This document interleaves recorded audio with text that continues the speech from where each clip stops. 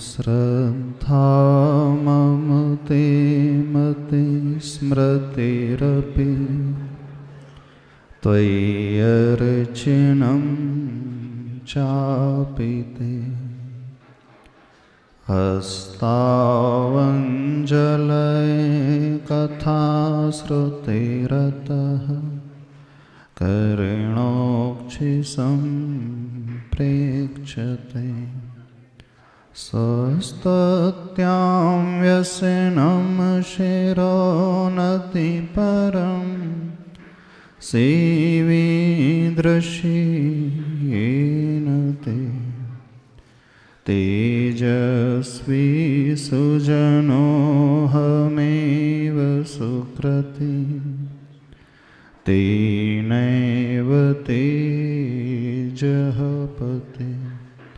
देवादिदेव अतिशयकारी चिंतामणि पार्श्वनाथ भगवान की, संत श्रोमणी आचार्य भगवान गुरुदेव श्री विद्यासागर जी महाराज की, पूज्य आचार्य श्री समय सागर जी महाराज की,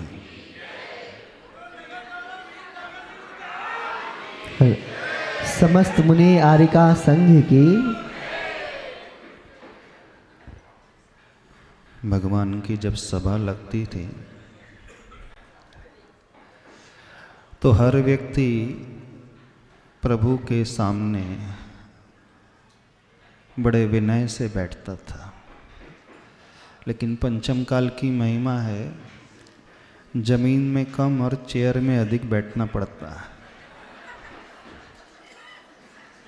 जितने लोग चेयर में बैठे हैं शायद उन्हें कमर की समस्या होगी या घुटनों में दर्द होगा। यदि घुटनों में दर्द है, कमर में प्रॉब्लम है, शारीरिक समस्या है, तो फिर कोई प्रॉब्लम नहीं, आप बैठ सकते हैं। और यदि सब कुछ अनुकूल है फिर भी हम प्रभु और गुरु के समक्ष पैर लटका करके बैठते हैं तो यह समर्पण और विनय की कमी मानी जाती है। हमारी बात को समझ में आ रही है?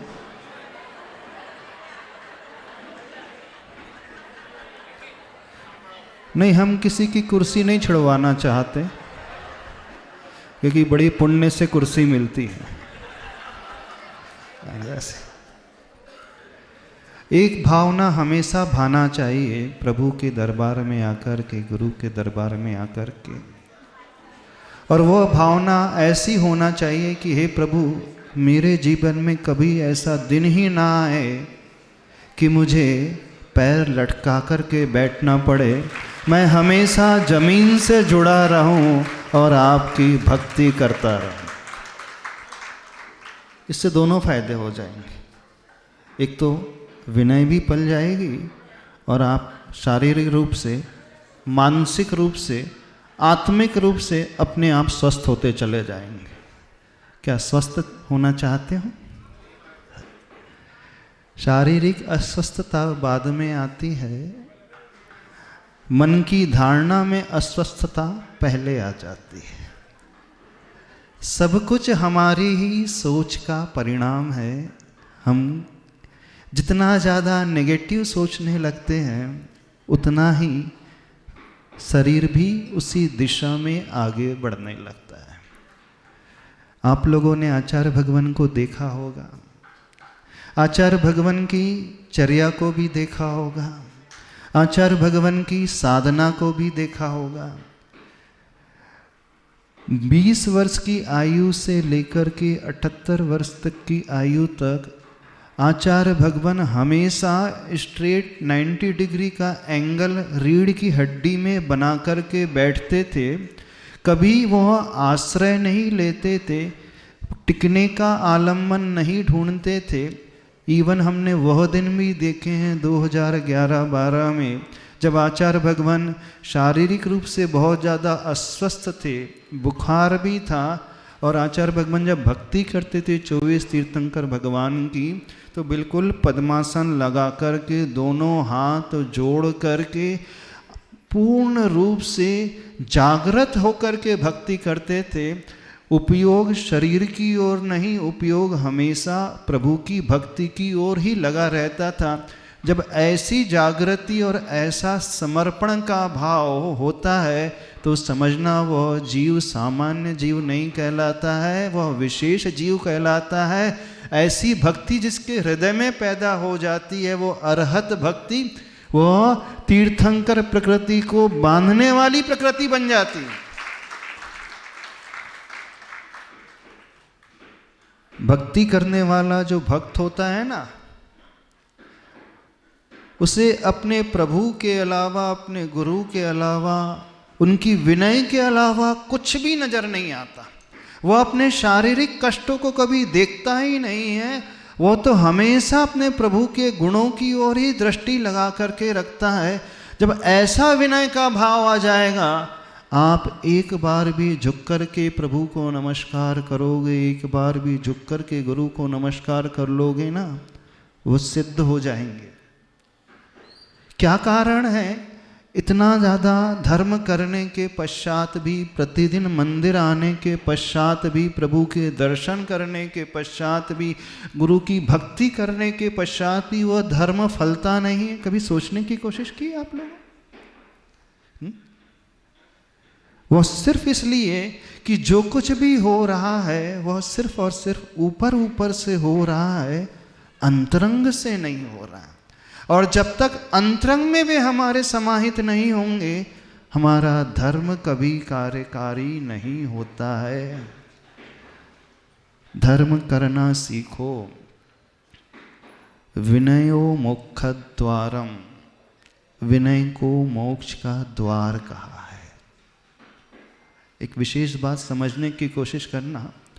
सम्यक दर्शन ज्ञान चारित्राणी मोक्ष मार्ग।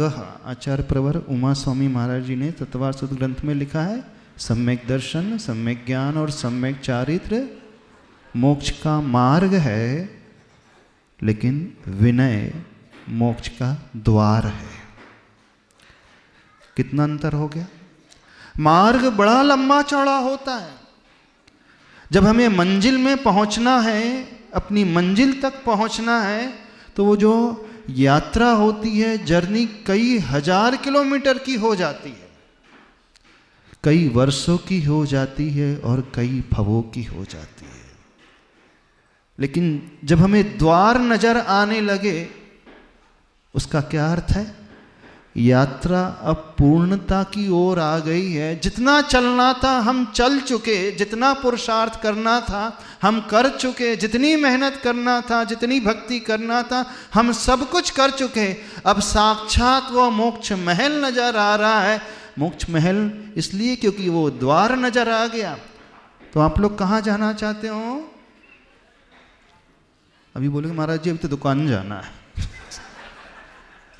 अपने अपने घर जाना है, अपने अपने ऑफिस जाना है।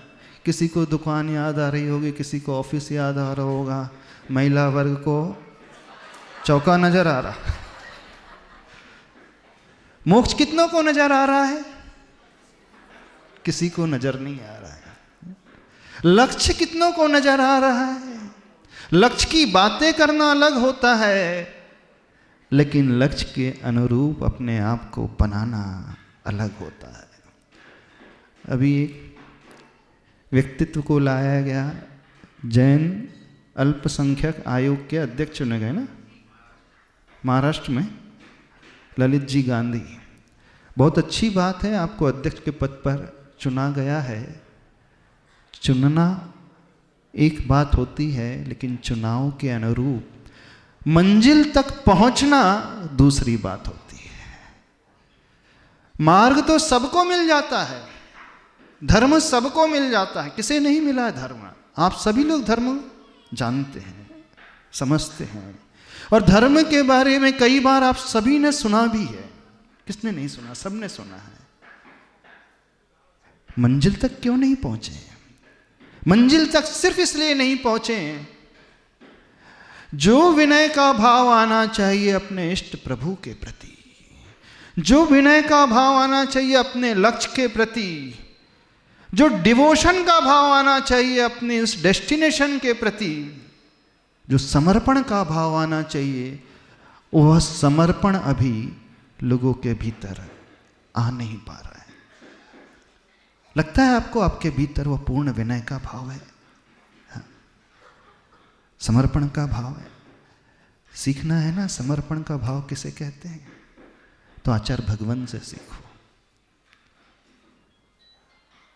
एक संस्मरण सुनाते हैं आपको, बड़ा अच्छा संस्मरण, बड़ा प्रभावित करता है। जब जब ये सर्पण याद आता है अंदर से हृदय हिल जाता है। एक बार की बात है, आचार्य प्रवर दादा गुरु ज्ञान सागर महाराज जी का समाधि दिवस आया था। गर्मी के समय ज्येष्ठ कृष्णा चतुर्दशी के दिन, चतुर्दशी की अमावस्या के दिन, जब आचार्य प्रवर ज्ञान सागर महाराज जी का समाधि दिवस था, उस दिन की बात है। गुरुदेव के सामने कुछ ब्रह्मचारी जी बैठे थे, कुछ मुनि महाराज बैठे थे। एक ब्रह्मचारी जी ने आचार्य भगवान से पूछा, आचार्य श्री एक बात बताइए, आपकी दीक्षा सन 1968 में हुई, आपको अपने गुरु का समागम मात्र 5 वर्ष मिला, 68 से लेकर 73 तक। इतने अल्प समय में आपने, या यूं कहें आपके गुरुद्वार ने इतना ज्यादा ज्ञान आपको कैसे दे दिया? क्योंकि आचार्य भगवान ने कई प्रकार के साहित्य का सृजन किया, कई भाषाओं में वो निष्णात थे। जन्म तो उनका कर्नाटक में हुआ था, कन्नड़ भाषी जन्म से थे, लेकिन संस्कृत, प्राकृत, इंग्लिश, बंगाली और भी कई भाषाओं में उन्होंने साहित्य भी रच दिया, रचनाएं भी कर दी। एक होता है व्यक्ति की क्षमता इतनी विकसित हो जाती है कि वह अन्य लैंग्वेज को समझ सकता है, अथवा उसकी वोकेबलरी हो जाती है, अन्य लैंग्वेज में वो बात भी कर सकता है। बातचीत करना अलग, दूसरों के भावों को उस भाषा के अनुरूप समझना अलग, लेकिन उसी अगली नई भाषा में किसी ग्रंथ की रचना कर देना, इसका अर्थ है कि बहुत गहराई तक प्रवेश करने की आवश्यकता होती है। तो आचार्य भगवान का जन्म कर्नाटक में हुआ और उन्होंने हिंदी में, संस्कृत में, प्राकृत में, इंग्लिश में, बंगला में बहुत सारी रचना कर दी। लेकिन ब्रह्मचारी जी ने पूछा, आचार्य श्री एक बात बताइए कि इतने कम समय में आचार्य प्रवर ज्ञान सागर महाराज जी ने आपको इतना सारा ज्ञान कैसे दे दिया? तो आचार्य श्री बोलते हैं, 5 साल का समय कहाँ मिला हमें? बोले 68 में दीक्षा हुई, आचार्य भगवान तो युवा थे और उनके गुरु उस समय 75 के आसपास, 70 के आसपास तो आचार्य प्रवर ज्ञान सागर महाराज जी का स्वास्थ्य भी गिरने लगा था, उन्हें साइटिका का रोग था। धीरे धीरे वो संलेखना की ओर कदम बढ़ाने लगे थे। तो लास्ट के जो 2 वर्ष तो पूरे उनकी संलेखना की, संथारा की साधना में ही निकल गए, उनकी वैयावृत्ति में ही निकल गए, वो तो अध्यापन ही नहीं करा पाए। बोले हमें मिला मात्र 2 से 2.5 वर्ष। तो ब्रह्मचारी जी ने पूछा, तो 2-2.5 वर्ष में आपको इतना ज्ञान हो गया? बोले 2-2.5 वर्ष तो बहुत होते हैं। कोई शिष्य चाहे यदि अपने भीतर पूर्ण विनय और समर्पण का भाव ला ले तो 1 वर्ष में भी अपने गुरु से सारा का सारा ज्ञान प्राप्त कर सकता है, सारी की सारी शिक्षा प्राप्त कर सकता है। उनके भीतर जो गुण मौजूद है, उनके भीतर जो क्षमता मौजूद है, वो सारी की सारी क्षमता को भी विकसित कर सकता है। बस शर्त इतनी ही होना चाहिए, वह शिष्य और वह भक्त पूर्ण समर्पित हो। तो आचार्य भगवान का समर्पण अपने गुरु के प्रति इतना अधिक था, वो एक पल भी उनके प्रति कोई ऐसा वैसा भाव नहीं, हमेशा उनके चरणों की ओर दृष्टि रहती थी। लेकिन जब हम आप लोगों को देख रहे हैं भगवान के मंदिर में आकर के गुरु के सामने आप चेयर पे बैठे हैं, थोड़ा सा डाउट होने लगता है। डाउट होने लगता है। एक शिक्षा हमेशा लीजिए। यदि हम कुछ पाना चाहते हैं, यदि आप ये चाहते कि धर्म आपको सिद्ध हो जाए, यदि आप ये चाहते हैं आपकी भक्ति आपको सिद्ध हो जाए, आप चाहते हैं प्रतिदिन प्रभु का अभिषेक कर रहे हैं वो अभिषेक आपको सिद्ध हो जाए, आप चाहते हैं कि आप जो प्रतिदिन प्रभु की पूजा करते हैं, प्रभु का दर्शन करते हैं, वो पूजन और दर्शन आपको सिद्ध हो जाए, तो बस एक बात अपने मन में गहरी बैठा लें कि हमें 110% डिवोशन लाना सीखना, और कुछ नहीं। जो व्यक्ति इस प्रकार का समर्पण का भाव लेकर के आ जाएगा, भले ही उसे साहित्यिक नॉलेज ना हो, शास्त्रीय ज्ञान ना हो, भले ही उसे संस्कृत ना भी आए, भले ही उसे प्राकृत ना भी समझे, लेकिन वह उस अंतिम लक्ष्य को अवश्य प्राप्त कर लेगा। और अंतिम लक्ष्य जो मोक्ष रूपी लक्ष्य है अथवा जो अनंत सुख रूपी लक्ष्य है, उसको वो अवश्य प्राप्त कर लेगा। और उसके लिए आचार्य भगवान ने बड़ा सरल सा रास्ता बता दिया। हमें कुछ नहीं आता, चिंता नहीं करना। हमें बहुत सारा ज्ञान नहीं है, चिंता नहीं करना। हम बहुत बड़े बड़े उपवास नहीं कर सकते, मासोपवास नहीं कर सकते, वर्षी तप नहीं कर सकते, उसकी चिंता नहीं करना। आप बहुत बड़ा दान नहीं दे सकते, उसकी चिंता मत करना। आप घंटों घंटों बैठ करके साधना नहीं कर सकते, उसकी चिंता मत कर लेना। बस एक कार्य अपने जीवन में कर लेना, और वह कार्य है विनय का भाव लेकर के आ जाओ। जहां विनय का भाव आ जाता है, ऐसा व्यक्ति कभी अपने गुरु के एक संकेत का भी उल्लंघन नहीं करता है। वह सबसे पहले गुरु को स्थान देता है, बाद में सारे कार्य करता है। लेकिन प्राय देखा जाता है, जब भी प्रवचन सभा होती है, गुरु पहले आकर के बैठ जाते हैं। आगे क्या कहें? हाँ, अब आगे आप पूरा कर लो सेंटेंस। हाँ, पूरा सेंटेंस करो। क्या? हाँ, बोले जो वीआईपी लोग हैं वो उनकी एंट्री बाद में होती है। जो फिल्म का हीरो होता है उसकी एंट्री हमेशा बाद में होती है। बोले यदि एंट्री पहले हो जाए तो फिर हमारा इंपॉर्टेंस ही कहाँ रहा। जब हम देर से पहुंचते हैं तब तो इंपॉर्टेंस है, तब तो हमारी वैल्यू है कि कोई बड़ा व्यक्ति आया है। ऐसे ही है ना। प्रश्न इसका नहीं है कि हम देर से आ रहे हैं, प्रश्न किसका है? मानसिकता का है। क्योंकि छोटा पहले आता है, बड़ा बाद में आता है। ऐसे ही है ना, यही है ना मानसिकता। तो यही हो गई। कुछ लोग भगवान का अभिषेक होता है, शांति धारा होती है ना, बोले आ रहा हूं कपड़े पहन करके, उठाना नहीं भगवान को। हाँ, मुझे भी कलश करना है, उठाना नहीं, बस आ रहा हूं चेंज करके। ध्यान रखना, यदि आप भगवान को रोक रहे हो अभिषेक के लिए, तो भूल करके भी ऐसा कार्य मत कर लेना। भले ही आप प्रभु का अभिषेक कर रहे हो, लेकिन वो अभिषेक फलेगा नहीं। इसलिए नहीं फलेगा क्योंकि आपने प्रभु की विनय नहीं की, बल्कि अविनय कर दी। आपके कारण प्रभु को इंतजार करना पड़ रहा।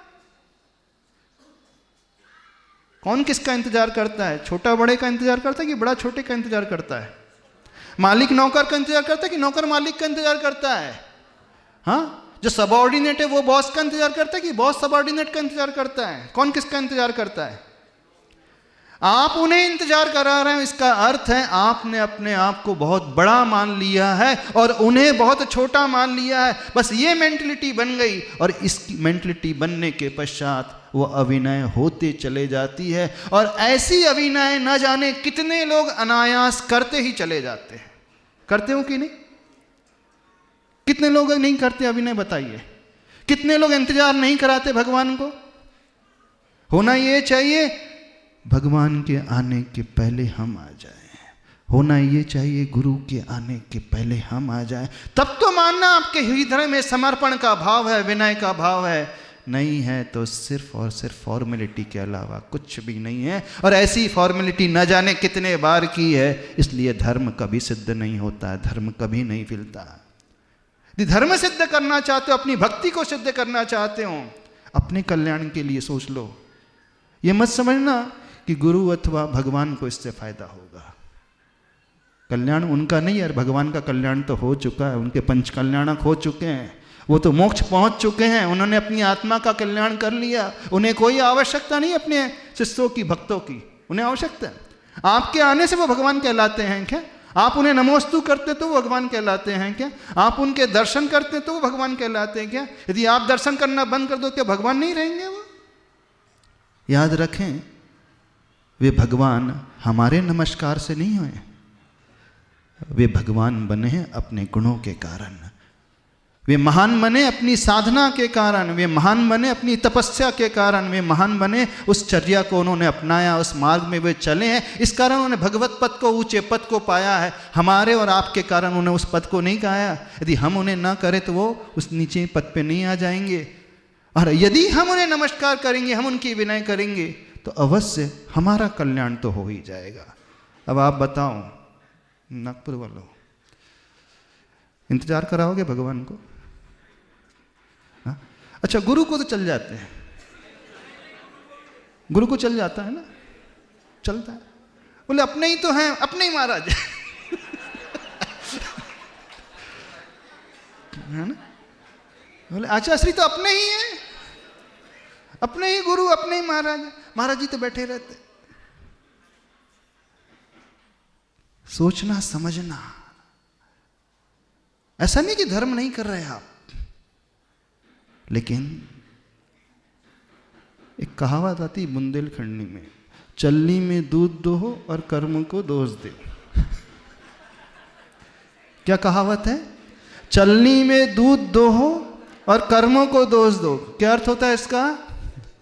वो व्यक्ति मेहनत तो खूब कर रहा है, चालनी लगा करके दूध दो रहा है और फिर शिकायत करता है दूध है कि रुकता ही नहीं है, ठहरता ही नहीं है। कई लोगों की शिकायत है, वो आकर के कहते हैं महाराज जी इतने वर्ष हो गए हमें धर्म करते करते, इतने वर्ष हो गए हमें अभिषेक करते करते, इतने वर्ष हो गए हमें पूजा करते करते, हमारे घर की परेशानी दूर होने का नाम ही नहीं ले रही।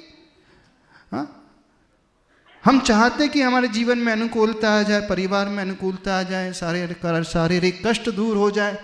इतने अभिषेक हमने किया जितना तो किसी ने नहीं किया होगा, इतने व्रत उपवास हमने किए उतने तो किसी ने नहीं किए होंगे, जितना दान हमने दिया उतना दान तो किसी ने नहीं दिया होगा।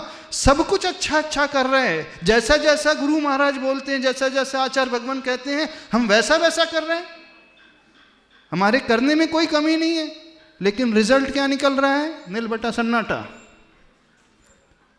कई लोगों की शिकायत होती है, कितने लोग इस समस्या से परेशान हैं कि धर्म हमें फलता नहीं है, दान हमें फलता नहीं, भगवान की भक्ति हमें नहीं फलती है। हम मंदिर आते हैं, हम कुछ कर रहे हैं, बहुत कुछ कर रहे हैं, लेकिन रिजल्ट कुछ निकल नहीं आ रहा। कितनों की समस्या ये? अधिकांश लोगों की होगी। वो क्यों समस्या आई है? सिर्फ इसलिए कि हम अंतरंग के करंट रहित होकर के धर्म कर रहे हैं। कभी सोचा है इस देश में इतने सारे मुनि महाराज, इतने सारे आचार्य, क्यों आचार्य श्री गुरुवर विद्यासागर महाराज जी उस पद पर पहुंच पाए, इतनी महानता को छू पाए, इतने ऊंचे स्थान को पहुंच पाए? अन्य क्यों नहीं पहुंच पाए? कारण क्या है जानते? उनका समर्पण का भाव, उनके विनय का भाव। बस वह समर्पण और विनय हम भी अपने भीतर लाना शुरू कर दे, दुनिया की कोई ऐसी शक्ति नहीं जो हमें रोक दे। आप जो चाहोगे वो होकर के रहेगा। कोई शक्ति ऐसी नहीं जो हमें बैरियर के रूप में सामने आकर के खड़ी हो जाए। बिल्कुल सब कुछ मिलता चला जाएगा। आप एक बार नमो का मंत्र फेरो, एक नमो का मंत्र कहो, एक बार दर्शन कर लो, चमत्कार आपके कदमों को छूने वाला हो जाएगा। फेरो तो सही उस भाव से, उस भाव को लेकर के तो आओ। लेकिन इस बात को कोई नहीं समझता। धर्म करने से कभी नहीं फलता है, क्या मान करके धर्म किया जाता है उससे वो फलता है। सारी क्रिया तो वही होती है, मंत्र भी वही होता है, व्रत उपवास भी वही होते हैं, दर्शन भी वही होता है, कोई अंतर नहीं होता उसमें। क्यों एक को वो सिद्ध हो जाता है, बाकियों को सिद्ध नहीं होता है? समझना मुख्य बात समझे हम। बस वह भाव यदि जिस दिन हमारे हृदय में पैदा हो जाएगा, आपको कभी शिकायत का मौका नहीं मिलेगा, किसी से कुछ कहना ही नहीं पड़ेगा। कभी आपके जीवन में ऐसी परिस्थिति निर्मित ही नहीं होगी। हम ये नहीं कह रहे कि कष्ट आपके जीवन में नहीं आएगा, कष्ट तो आएगा, लेकिन वह कष्ट जब जब आएगा आप इतने सक्षम हो जाओगे कि वह कष्ट आपके आगे बौना साबित हो जाएगा। क्योंकि आपका विकास इतना ऊंचा हो जाता है, इतने ऊपर उठ जाते हैं। तो ये विनय का भाव व्यक्ति को उस ऊंचे स्थान पर लाने वाला होता है। क्या करना चाहते हो? बताइए, कुछ करना चाहते हो?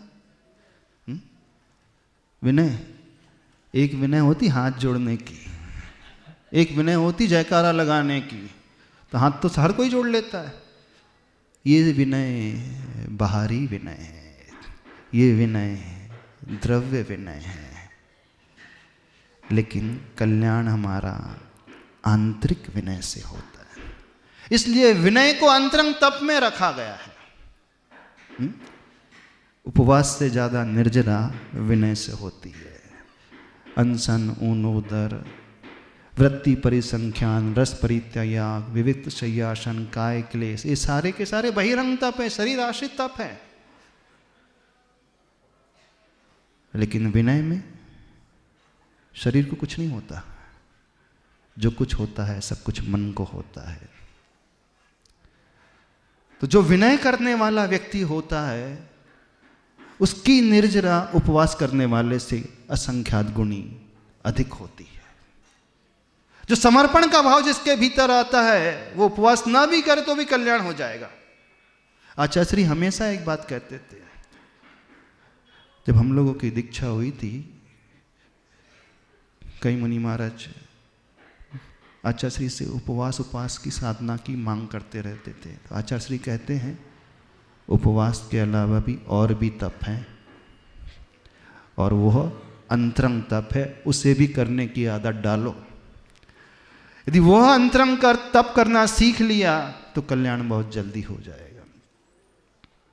तो आप लोगों को समझ में आ रहा है, नहीं समझ में आ रहा है? क्या समझ में आ रहा है? बताइए, क्या समझ में आ रहा है? विनय। तो कल से हमें इंतजार करना पड़ेगा,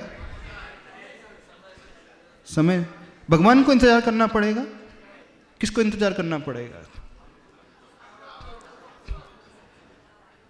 जब आप अपने बच्चों को स्कूल भेजते हैं, 7:45 का टाइम होता, तो कितने लोग 8 बजे भेजते हैं बच्चों को? पूछ रहे हैं। 15 मिनट ही तो लेट है। 7:45 का टाइम है, कितने बजे भेजते हैं बच्चों को? 10 मिनट पहले भेजता है व्यक्ति। फीस भी देता है, 1 लाख रुपए फीस भी देगा, ऑटो से 10 मिनट पहले भेज देगा। बोले नहीं, लेट नहीं होना चाहिए, 7:30 7:35 तक पहुंच जाना चाहिए। थिएटर में जाते हो पिक्चर देखने के लिए, 3 से 6 का शो है, कितने बजे पहुंचते हो? कितने बजे? 3:30, 2:45 बजे पहुंच जाते हो। ट्रेन का टाइम है, कितने बजे पहुंचते हो? दुनिया के हर क्षेत्र में आप टाइम से पहले पहुंचते हो, लेकिन मंदिर ही एक ऐसा स्थान है जहां हर व्यक्ति प्रायः टाइम के बाद पहुंचता है। ऐसे ही है ना? और विशेषकर जब गुरु के प्रवचन हो तो क्या होता है? महाराज जी के प्रवचन तो चलते ही रहते हैं, हमें अटेंडेंस लगाना है, पहुंच जाएंगे कभी भी। प्रश्न इसका नहीं आप पहुंच रहे हो कि नहीं, प्रश्न इसका है आप क्या मान करके पहुंच रहे हो और कब पहुंच रहे हो। 16 कारण भावना में एक बहुत अच्छी भावना आती है, आवश्यक अपरिहार्य भावना। अर्थात जो अपनी एक्टिविटीज है, जो भी आवश्यक है, उसमें हीनता नहीं होना चाहिए। अब देखो, दुनिया का हर व्यक्ति, हर श्रावक, हर साधक जो है सारे आवश्यक करता है, पर एक भावना ऐसी रख दी उसमें अपरिहार्य, उसमें रंच मात्र भी 1 मिनट की भी हीनता ना हो। न जो व्यक्ति 1 मिनट का भी ध्यान रखता है, पंक्चुअल रहता है, टाइम टू टाइम सारे कार्य करता है, इसका अर्थ है कि उसका समर्पण इतना गहरा है, और जहां समर्पण आ जाता है तो वो जीव तीर्थंकर बन जाता है। समझना लॉजिक, वो आवश्यक अपरिहार्य भावना से तीर्थंकर कैसे बन रहा है? वो कुछ नहीं भी कर रहा है, बस जिस टाइम पे जो बताया वो कार्य करना है, तो टाइम का उल्लंघन नहीं।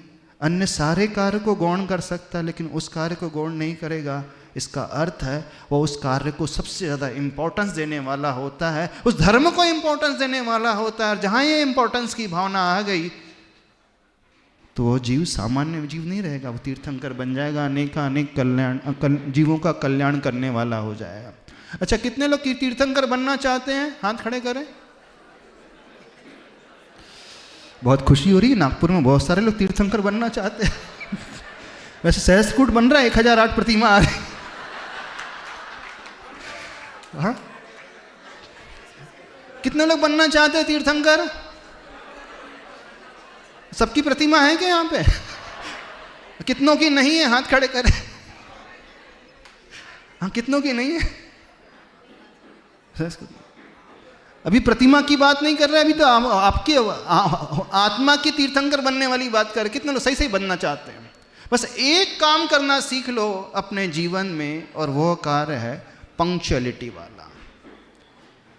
जो व्यक्ति पंक्चुअल हो जाता है, समय का पाबंद हो जाता है, वह जिस क्षेत्र में जाएगा हमेशा सक्सेस उसे मिलेगी। वो धर्म क्षेत्र में जाएगा, कर्म क्षेत्र में जाएगा, बिजनेस में जाएगा, दुकान में जाएगा, सर्विस करने जाएगा, कहीं पर भी जाए वह कभी असफल नहीं रह सकता। जिस क्षेत्र में वह हाथ डालेगा उस क्षेत्र में उसे सफलता अवश्य मिलेगी।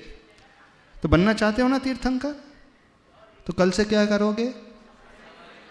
कितने बजे? हाँ, कितने बजे हम पूछना चाह रहे हैं, बता दीजिए कितने बजे?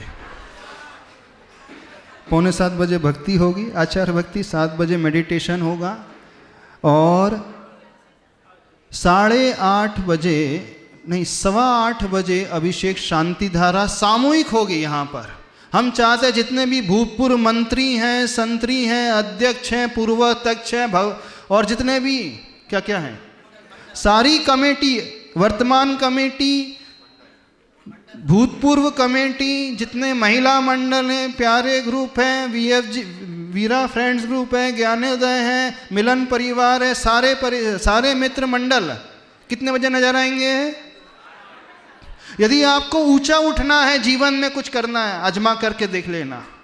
एक बार आपकी ये आदत बन जाएगी, जीवन में आप कभी पीछे मुड़ करके नहीं देखोगे। एक बार आपकी ये हैबिट बन गई तो हर क्षेत्र में आप आगे ही बढ़ते चले जाओगे। क्यों? क्योंकि आपने समय की कीमत समझ ली है, आपने प्रभु की कीमत समझ ली, आपने अपने जीवन में गुरु की किसी कीमत समझ ली है। बस इस कीमत को जो व्यक्ति अपने हृदय में धारण कर लेगा वो कभी भी कहीं पर भी असफल होगा नहीं, उसे हर क्षेत्र में सफलता मिलेगी। तो यहां पर आकर के करोगे सामूहिक अभिषेक शांति धारा, फिर आपको महत्व बताएंगे कैसे होता है, विधि बताएंगे, समझाएंगे। हमारा उद्देश्य यहाँ पर रुकने का नहीं है, हमारा उद्देश्य है जितने दुखी लोग हैं ना, सबके जीवन के दुख दूर हो करके सबके जीवन में सुखी सुख और आनंद ही आनंद आ जाए।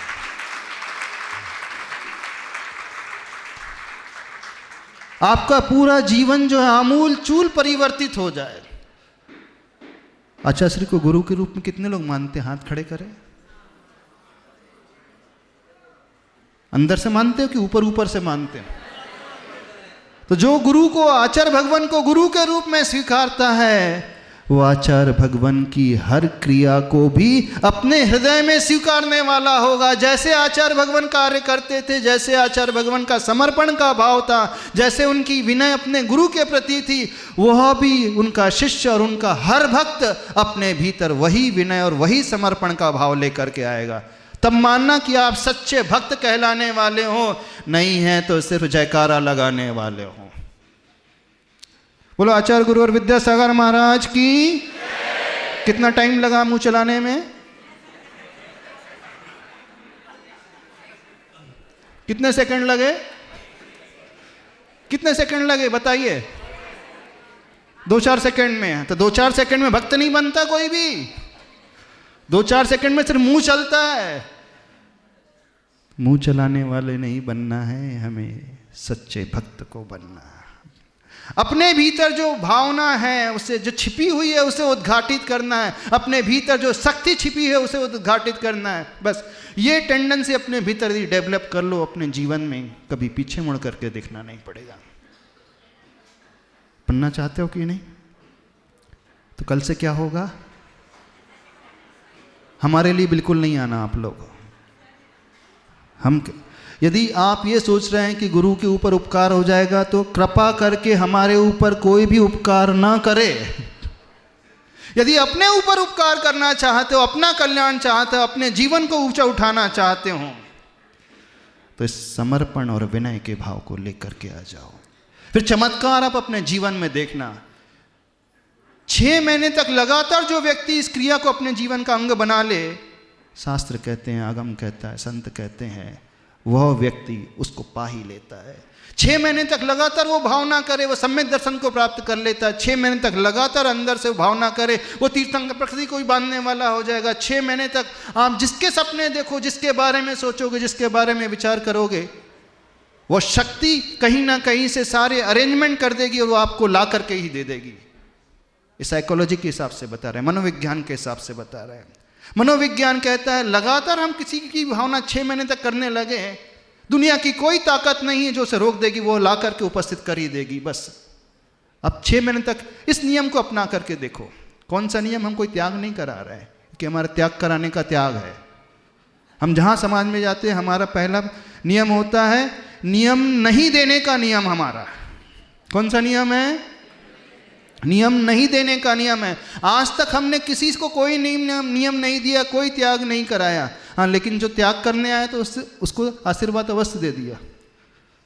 तो हम किसी को नियम नहीं दे रहे हैं। यदि बस इस टेंडेंसी को अपने जीवन का अंग बना लो और 6 महीने तक लगातार करके देखना, फिर चमत्कार आप अपने जीवन में घटित होता हुआ अवश्य देखोगे। बात समझ में आ रही है ना? तो कल से क्या होगा? जितने सिविल ड्रेस में हैं सारे सफ़ेद और केसरिया में नज़र आना चाहिए, या तो शुक्ल लेश्या या पीत लेश्या में नज़र आए। ठीक है, नज़र आ जाएंगे ना? चितकबरे तो नहीं दिखेंगे? तब तो महत्व है, तब तो लगेगा कि आपका समर्पण का भाव है, आपकी भक्ति है। और एक बार वो भक्ति दिख गई तो जैसे उनके मुख से निकला था ना, आशीष कह रहा था कि 6 महीने तक 6 महीने तक कुछ कहा था ना? क्या कहा था आपने? हाँ, 6 महीने तक ऐसे आकर बैठना है।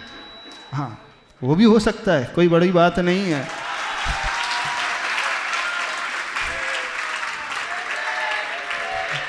तो बस अभी समय हो गया है, इतना ही कहना पर्याप्त समझते हैं।